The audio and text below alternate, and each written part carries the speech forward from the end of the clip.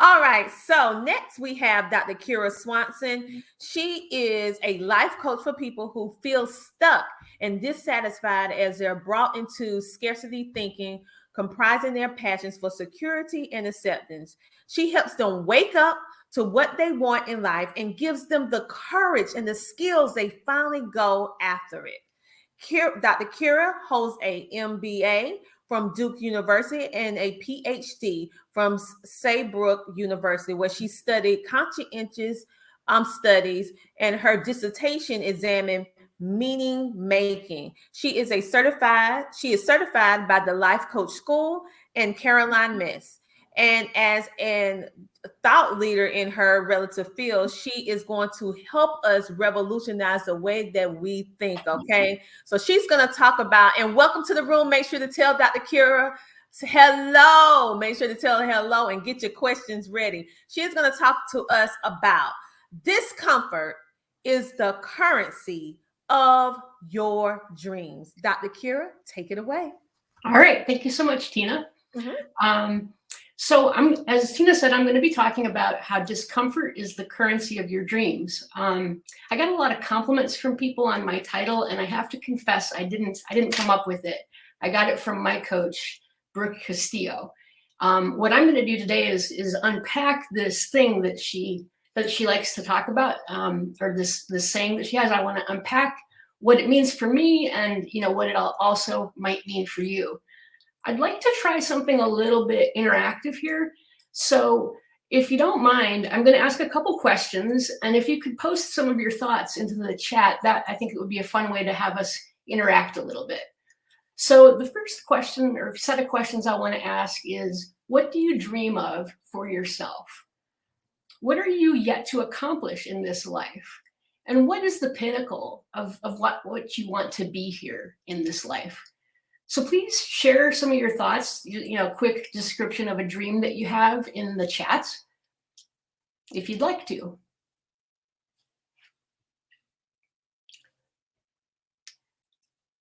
Okay, I'm not seeing anything, but I'll just keep going. So next, what I'd like you to think about is what stands between you and your dream. What don't you have? What don't you have? Why don't you have it right now? What lies in your path? What actions do you need to take? Okay, good. So I'm getting a couple of responses to the first question. So Angela says, retire her husband. I love that one, Angela. So many people are setting that example in our field of retiring their husbands. Or sometimes their husbands are going to work for them in the companies that they're creating. Travel the world. Tina says to never stop dreaming. Saruthi also wants to travel the world. And Tina talks about never stop growing. So if you think about these dreams, ladies, what is it that's standing in between you and that dream? Then, think about the actions that you need to take to get to that dream. So when you think about those actions, we act from feeling. So how do you need to feel to take the actions that you need to take? And then let's back that up a step. How do you need to think to feel the way that you need to feel to take the actions? Because I believe strongly in this formula that says our actions come from our feelings come from our thoughts. So getting clear on what those thoughts and feelings would be that will drive the actions that you'll need to take is a really critical piece.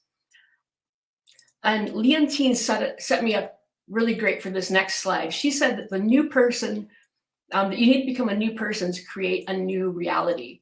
So if you want to share some of your obstacles or actions that you need to take, you can go ahead and do so in the chat.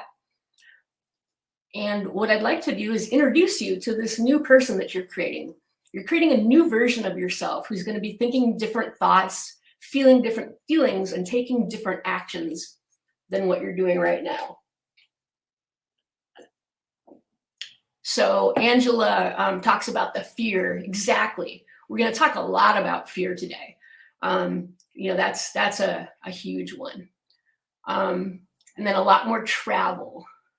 Travel seems to be a big thing. So what are the obstacles that come up when you think about your ability to travel?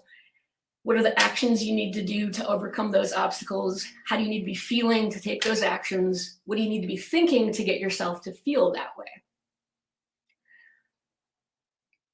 If you defined an ambitious dream, something that's really radically different from the place that you are at right now, there's one critical thing that I want you to prepare you for. And that is that in order to be her, you need to experience discomfort. If your dream is big enough, you'll need to face more discomfort than you've ever experienced before, because discomfort is the currency of your dreams. To get to your dreams, you'll need to get comfortable with discomfort. Now, they don't usually tell you that in goal school setting, right? Or goal setting school, right? So let's take a look at the reasons that discomfort is required for you to achieve ambitious goals. Let's take a look at change, and specifically, let's consider growth. When you grow, you're becoming something else. You're taking up more room as you get, usually larger. You start to have a different relationship to the world around you, and people treat you differently. Most change has those characteristics: becoming something else, becoming larger, having a different relationship with your environment and other people. And those are all likely to create discomfort. Discomfort is really just an experience that stems from messages that we get in our brain. Today, I'm going to talk a lot about the primitive part of the brain. It's often called the reptilian part of the brain. I just like to call it the lizard. The lizard is responsible for keeping you alive, keeping everything functioning. It's all those unconscious processes that just kind of seem to run on autopilot that keep us alive. The lizard wants you to be breathing, eating, sleeping, maybe having sex if you've got all the other things accomplished. And the lizard loves money because money lets you breathe, eat, sleep, and have sex. The number one way that the lizard achieves all this is to maintain homeostasis. As soon as you say something like, I'm going to board that plane, or maybe even I'm going to jump out of this plane, the lizard freaks out. It wants no part of that. That's not the status quo. And the lizard has no interest in adrenaline or going to Disney. If you even think about disrupting the status quo, the lizard goes on high alert. The bigger the disruption, the more panicky the alarm. That discomfort that you need to feel change, that's just brain chemistry. So let's look at what Eleanor Roosevelt has to say about this topic. She's famous for saying, you should do one thing that scares you every day. I looked it up, and it's not actually what she said. What she said was a lot longer. So she said, you gain strength, courage, and confidence by every experience in which you really stop to look fear in the face. You are able to say to yourself, I have lived through this horror. I can take the next thing that comes along. You must do the thing you think you cannot do. So Eleanor Roosevelt knew about the lizard. She knew how to push past the safety zone that the lizard had created, and she knew how to make it shut up. So let's talk about the kinds of things that might come up when you go about pursuing your dreams. And I'm going to go back up and see, so fear is still the big thing that we're commenting on about, what we're, the discomfort that we're going to experience. So I'd like to summarize some specific challenges that I've noted in myself and in my clients. So I see 4 main things coming up that, and a lot of these cause the fear.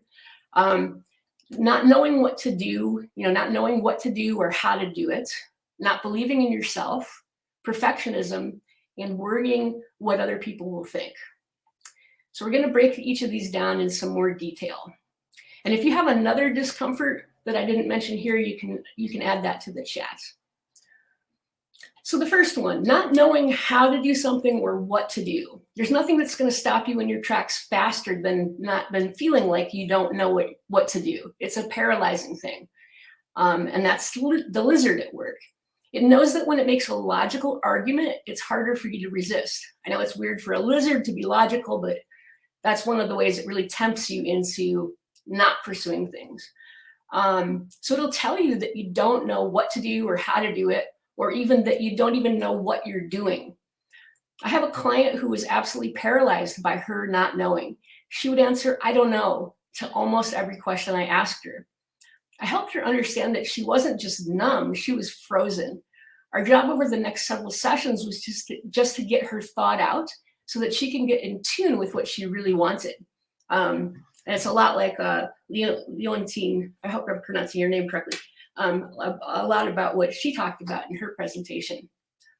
Now recall that the lizard does this to you because it doesn't want you to expend your energy or put yourself in any harm's way by pursuing your ambitious dreams. You know, it figures it's might be harder to breathe and find food and sex if you go about doing these crazy things, so stop it.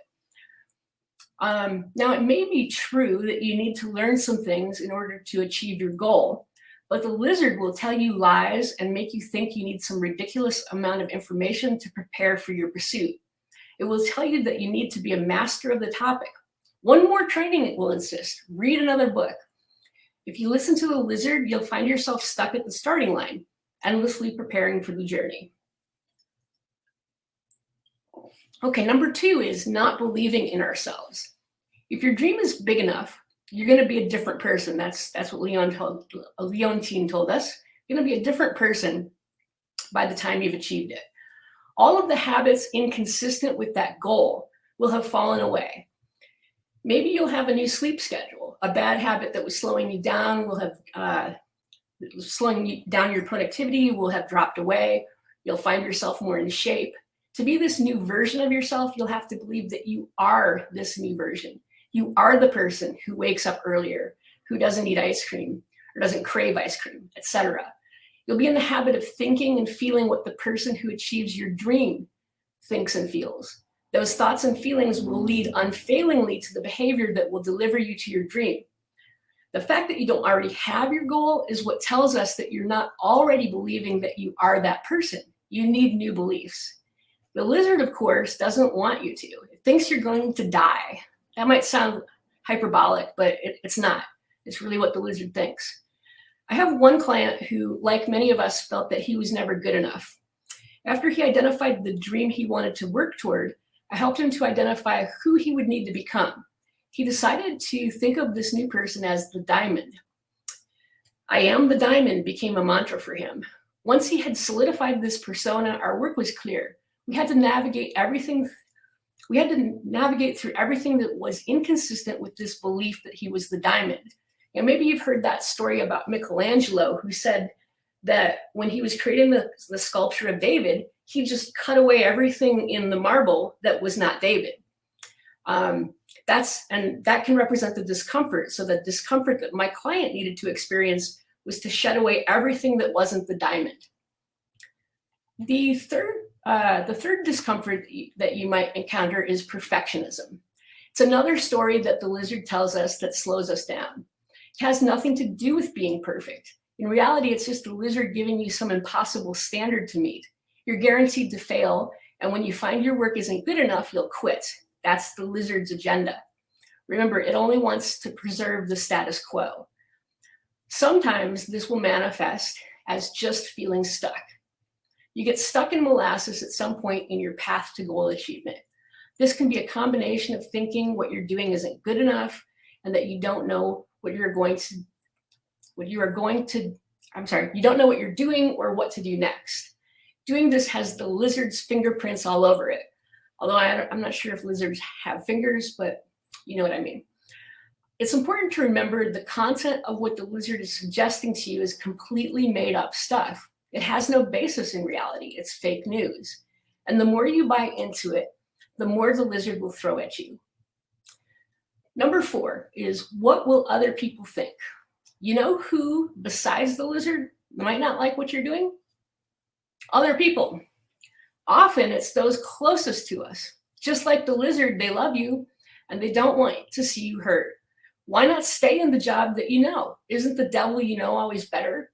Don't make that move, they'll say. The sad truth is that many of these opinions will come because you changing disrupts other people's comfort zone.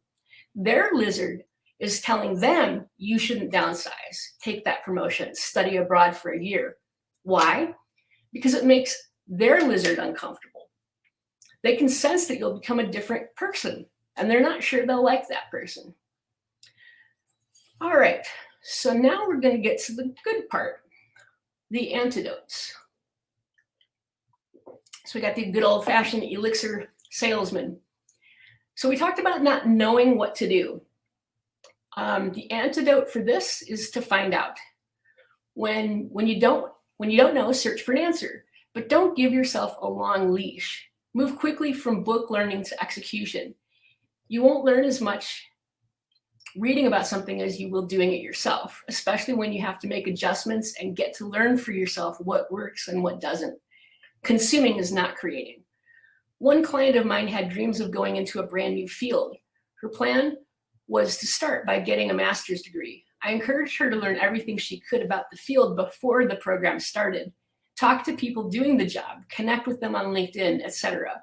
Following my advice, she landed a part-time job in that field. But to her surprise, she found out that it was actually quite boring.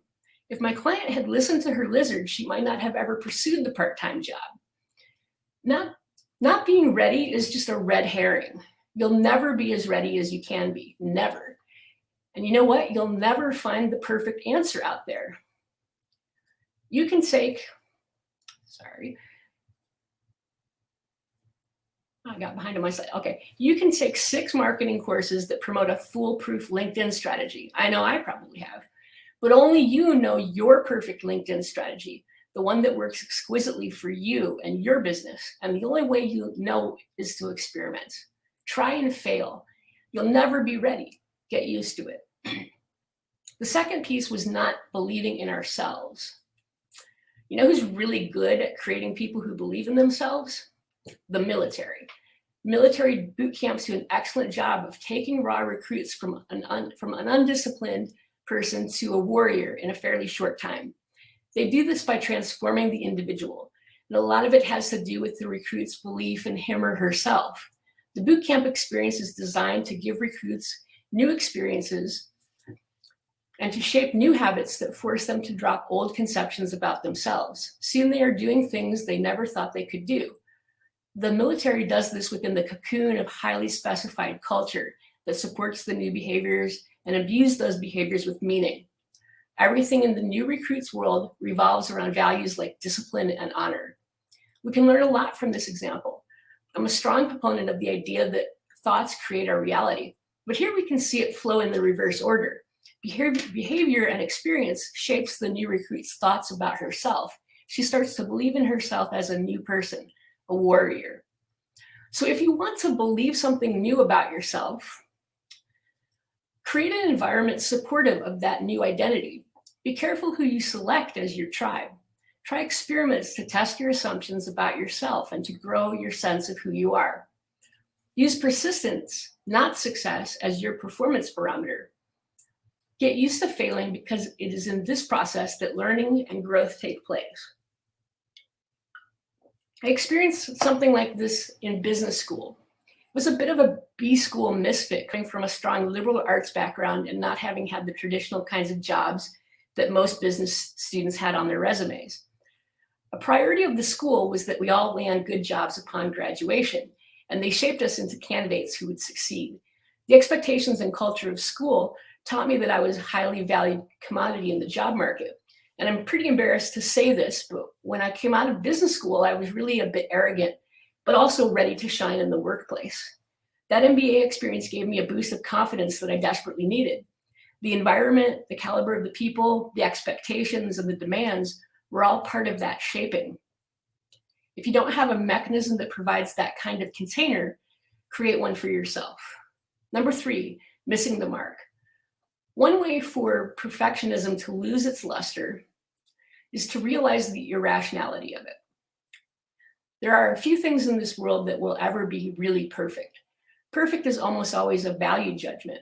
It is subjective. When a perfectionist looks at her work, she often does so through the lens of her limiting beliefs. The perfectionist looks at her work while believing she is not good enough, and of course she decides that the work is not complete. She's not finished. The assessment is not really about the task itself. It's a judgment of ourselves. Since many of us are less than perfect in our own minds, that's how we judge our work. There are plenty of sources in our culture, like religion and advertising, that tend to reinforce these beliefs. One antidote for perfectionism is to choose to do imperfect work. Make it your goal. I tell my writing clients to write a crappy first draft. They are absolutely liberated by this concept. Their creativity increases and the quality of their work goes up. They create something that is better than what they would have produced had they aimed for perfection. Pursuing perfection for the writer just slows them down and stifles their creativity. We can apply a similar concept to anything we attempt to accomplish in life. My coach calls it doing B- work. If you aspire to write a B- blog, you'll probably do it faster than if you're aiming for perfection. Doing it faster means you'll write more blogs. That means your messages get out and you impact more people. Your blog helps no one if it's just sitting on your desktop waiting to become perfect. Perfectionism sounds like some lofty goal, and some people claim the label with a bit of pride. I think it just belies an aversion to the discomfort that comes when we put our work out there and give ourselves the opportunity to learn from our experiences. Now, number 4 is worrying what other people think. Here's the thing, you'll never really know what other people are thinking. First of all, even if they could tell you, they might not know. For example, they might say something that they don't completely agree with because they let their lizard do the talking. What other people think about you has more to do with them than it has to do with you. You have no control over what they think. What they think is being influenced by a million things, only a part of which concerns how they perceive you. And let me emphasize perceive, because that's as close as they can get to you. They can't see you, they can only see their perception of you. And that's an interpretation. So it's pointless worrying about what anybody thinks. Another thing to think about is where this notion comes from in the first place. Back when we lived on the savannah, if someone became separated from the tribe, they would die quickly. We couldn't survive without each other. So you know what that means? The lizard is all over this one. It's the lizard that's needling you about being accepted by others. If your dream involves creating a new reality for yourself, you are going to have to become a different person to meet the challenge. Not an inauthentic version of yourself, but a deeper, truer version of yourself. You'll have to become the person who believes you can achieve these dreams. You'll have to become the person who has new thoughts, which trigger new feelings that lead to new actions. That's how you create a new reality. You'll have to bring an unwilling partner with you on the journey of change, your lizard brain. Know that your lizard has only your best interests at heart. It means well, but it's misguided. It was created for a different kind of world and hasn't caught up to what is true today. Since you're a human, you've got a wonderful tool at your disposal. While the reptilian brain is the oldest part of the brain, the newest part is your prefrontal cortex. They're calling it the new, this sits here in the yellow is the new brain, and the prefrontal cortex is what's called your executive function. It makes decisions and issues orders. Other animals don't have a prefrontal cortex. It's what makes us humans, basically. So use your executive function. Decide the path that you will tread. When your lizard suggests that you don't know enough, tell it you'll figure it out as you go. That's the fun part. When your lizard says that you aren't good enough, say, we'll just see about that. Just you watch. When the lizard suggests that you must be perfect, tell it that there is no such thing. And when your lizard suggests that you might alienate others, you tell it that I'm going to surround myself with a tribe that supports me. All right, so I would like to thank WYN Conferences for the opportunity to present today. And to show my appreciation to you all, I'd like to give something away. As a life coach for those who dread Mondays, I liberate people who are stuck in unfulfilling work. Together, we identify their dreams, and then we systematically break down everything that is standing between them and the dream. If you'd like to experience this kind of support, I'm offering a free consultation. You can go to my website at kiraswanson.com/signup to schedule a time slot. That's KIRA SWANSON.com/signup. Thank you very much. Any questions?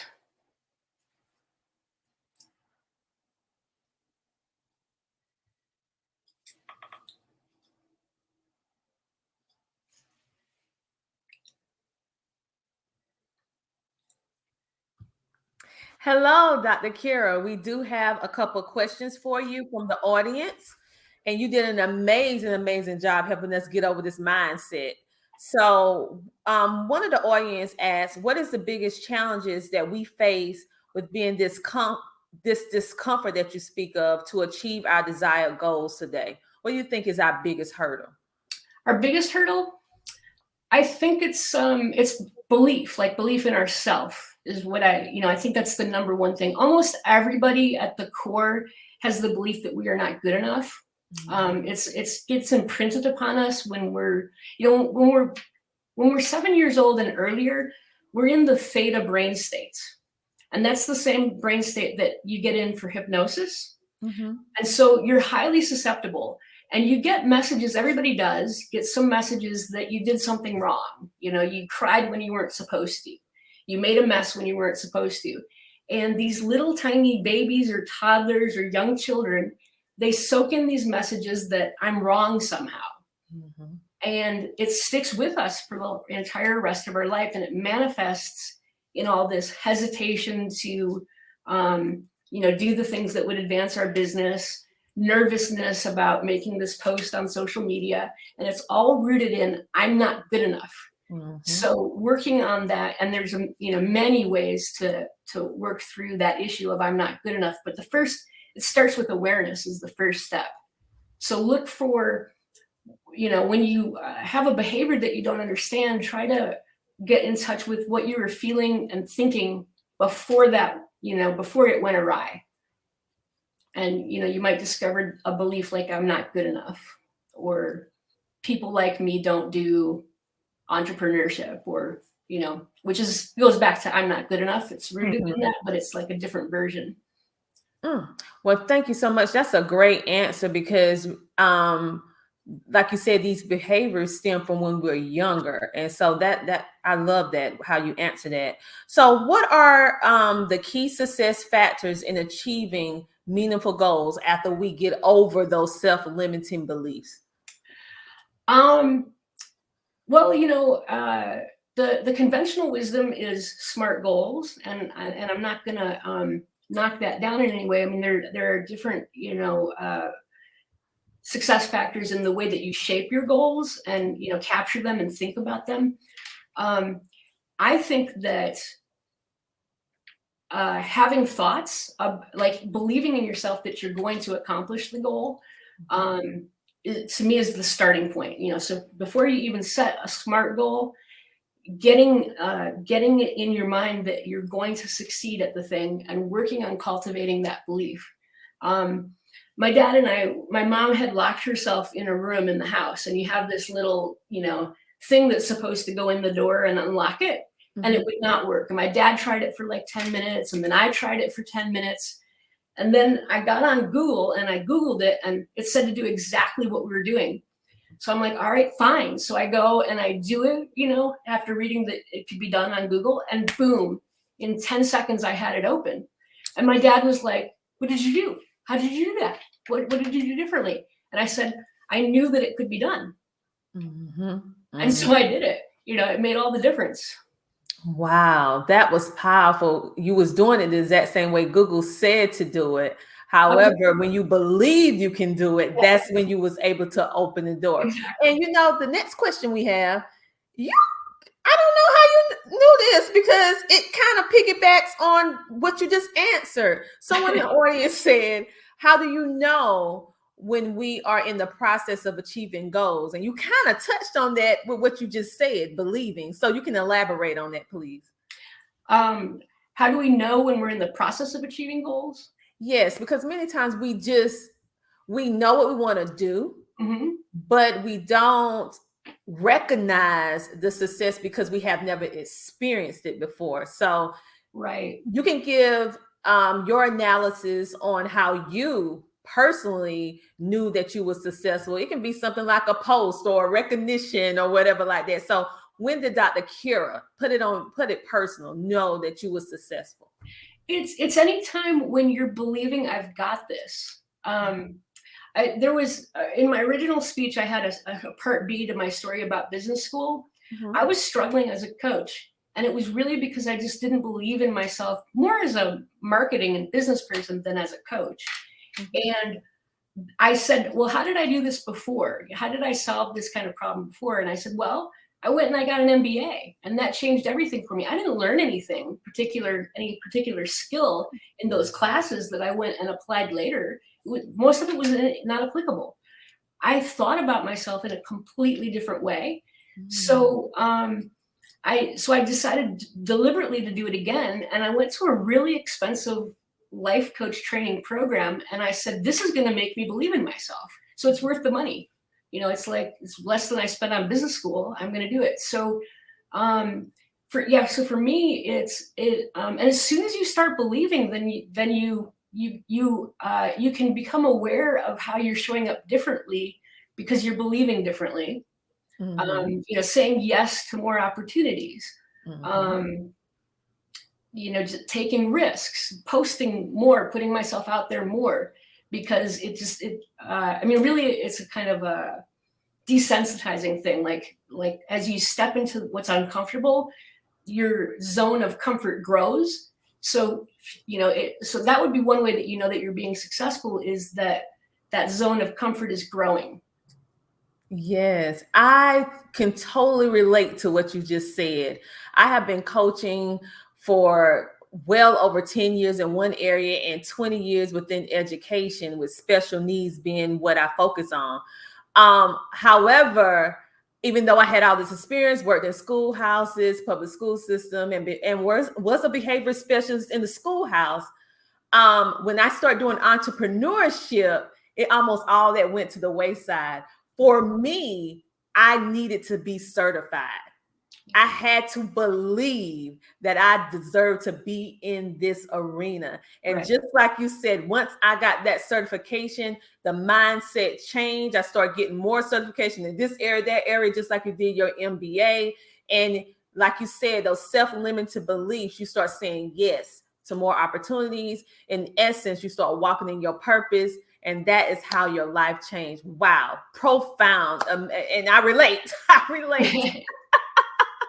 So thank you so much, Dr. Kira, for coming today, sharing your information with us with the WYN conferences. You guys,